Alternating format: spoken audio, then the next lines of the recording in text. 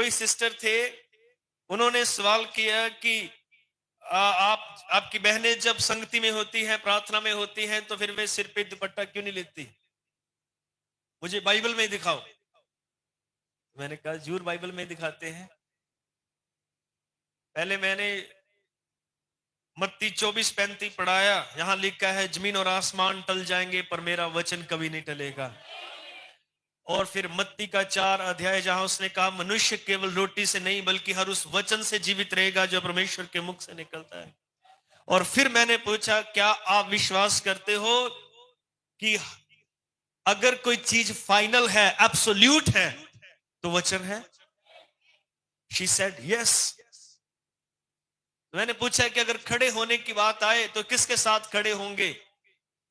वे बात जो मैंने सिखाई या वो चीज जो बाइबल ने सिखाई? उसने कहा जो बाइबल ने सिखाई। मैंने कहा चलो अब शुरू करते हैं। पहला करंथियों 11 अध्याय शुरू किया, जहां पौलुस ने 4-5 आयतों में जो वो मेन बालों की बात करता है। अगर आदमी अपने बाल लंबे रखे तो उसके लिए लज्जा की बात है, लेकिन अगर औरत लंबे बाल रखे तो उसके लिए शोभा है, ग्लोरी है। सो ये एक शेम है कि एक औरत बिना कवर किए प्रार्थना करे, है ना? सो उसने ढकने के लिए कहा, पर जब वह करते करते 15 आयत में पहुंचता है तो वह साफ साफ कहता है कि बाल औरत को ओढ़ने की जगह दिए गए। सो मैं उस बहन से बात कर रहा था कि मेन बात बालों की है, यहां दुपट्टे, रुमाल और तौलिए की बात नहीं है।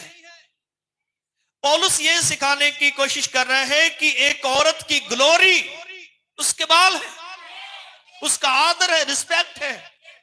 और अगर वह अपने बालों को कटवा के प्रार्थना में तकिया ही सिर पे रख लेती है कि प्रार्थना करने लगे, चलो तौलिए रख लो और कुछ नहीं मिला तो दुपट्टा ही रख लो, लेकिन वचन के अनुसार उसने कहा, हमारी नजर में, मैंने कहा उसने पर्दा नहीं लिया, भले ही उसने तौलिया रख लिया, क्योंकि जो असली पर्दा था, अगर उसने बाल कटवा लिए तो अब जितना मर्जी पर्दा रखे, पूरे चर्च में दुपट्टा बांध ले, वो अभी भी गलत है, क्योंकि वचन के अनुसार उसने असली पर्दा काट लिया।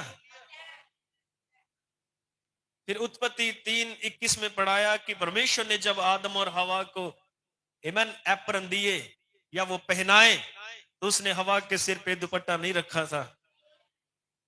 और जब यीशु मसीह शमौन फरीसी के घर बैठा हुआ था, तो जब उस औरत ने अपने बालों के साथ उसके पैरों को पोंछा, तो उसने ये नहीं कहा पीछे हो, तूने दुपट्टा नहीं लिया।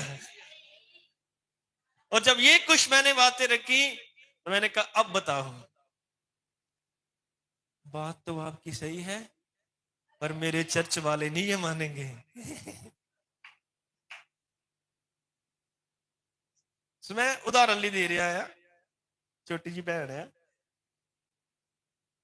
प्रभु उसने समझ तवे, मतलब मैं ये वाक्य में चीजें हैं। बबरानम ने कई बार आपने संदेशों में पढ़ा होगा कि जब उन पर सच्चाई प्रकट की जाती है तो वो कहते मेरा चर्च नहीं मानेगा, वह मेरा पादरी नहीं मानेगा। और काश हमें खुदावंद ऐसे लोग दे। पादरी, आपका पादरी 100% गलत हो सकता है, पर पवित्र आत्मा के द्वारा दिया गया वचन कभी गलत नहीं हो सकता।